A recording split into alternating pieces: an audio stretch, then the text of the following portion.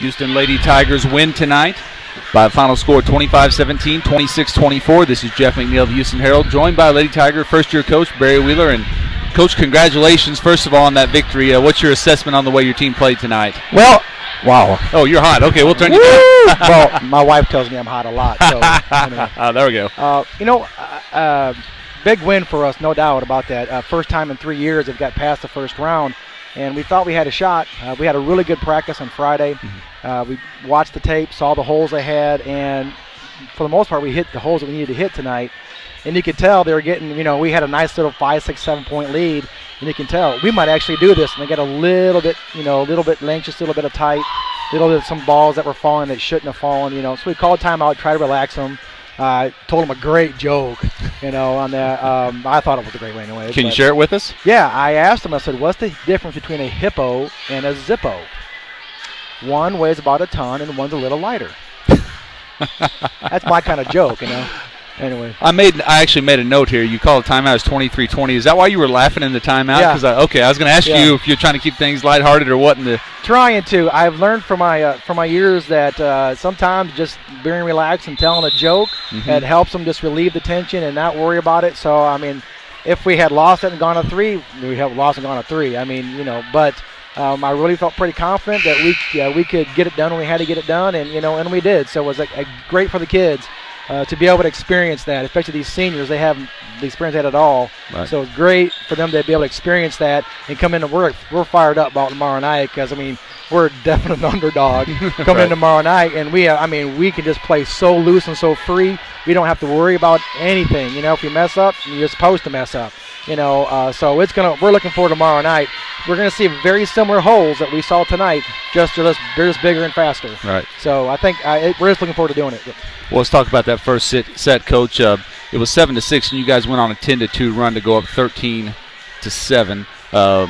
I'm sorry, go up 16-8. So what were your thoughts, though, on how you played during that stretch in the first set, and what are some of the keys that your team needs to do well to have some success? Because you had it early tonight. We did. We had it early. For us, it's really just passing.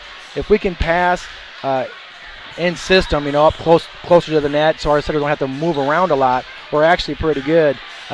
We got in a little bit of there where our serve receive, the ball was too far off the net, or a ball maybe out of between some players, and you could tell they were talking to each other, but they weren't really being aggressive enough physically to say, hey, I got this, and go in and get it. So we had some things there that, again, it was just kind of like, we're in the districts, man, and we're winning, and oh my gosh, But once they kind of calmed down and they remembered what we're supposed to do on the floor, I thought we had pretty good control of the match. I even told Coach T that. I said, we got control, and the kids, we got control of the match. We just got to relax and just do what we practice on Friday, hit the open holes, make good passes, and trust everybody that we're doing on. So that was the key for it. We can pass, we have a shot. Well, we talked a little about your opponent tomorrow night. It's the defending state champions, the #1 ranked team in the state, and they just happen to be in our district. So your thoughts on what you would like to see from your team? You said you're going to play loose, but what specifically else would you like to see from your girls tomorrow night? Obviously, they're going to come in as pretty big underdogs. Well, when we played them last Tuesday, we did what I wanted them to do. We played pretty loose, and we played hard. We went for ball after ball after ball, and we did some smart things with the ball.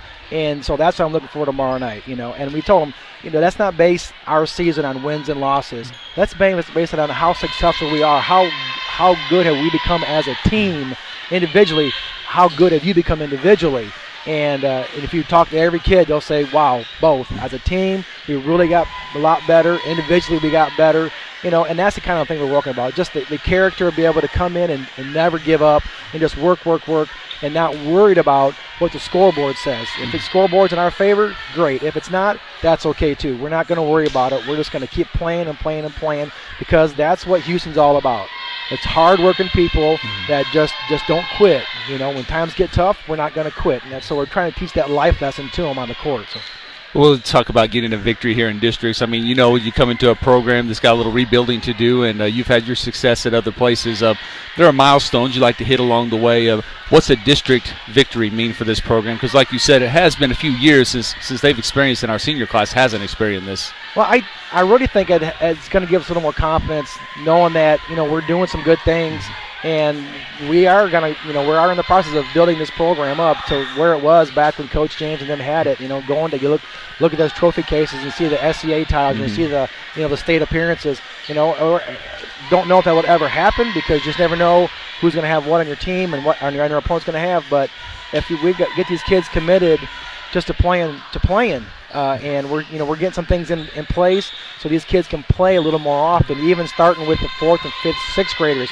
Got something coming down the beginning of in January for kids like that. And so we're trying to get some things not only for volleyball but for track, for tennis. We don't have any rec or nothing for those kids, so we're trying to find some places. I guess in my position as the wellness coordinator, that's part of what we're trying to do is get these kids active so we can increase the entire athletic program here at Houston and not just volleyball. Of course, that's kind of my favorite, obviously. You'd be okay with that, yeah. Yeah, but the junior high season finished on a really high note. Kids are excited. They're wanting to play club ball. We got high school kids that are wanting to play club ball. I've talked to some elementary kids. We'd love to do some after school stuff and play. So, I think we're getting that ball rolling, I think. And if we can just keep it going, I really think we can really have something pretty cool here back at Houston. Right. Well, it all sounds good. Coach, congratulations on your win Jeff. tonight. Appreciate that. Excellent job. Thank you very much. That's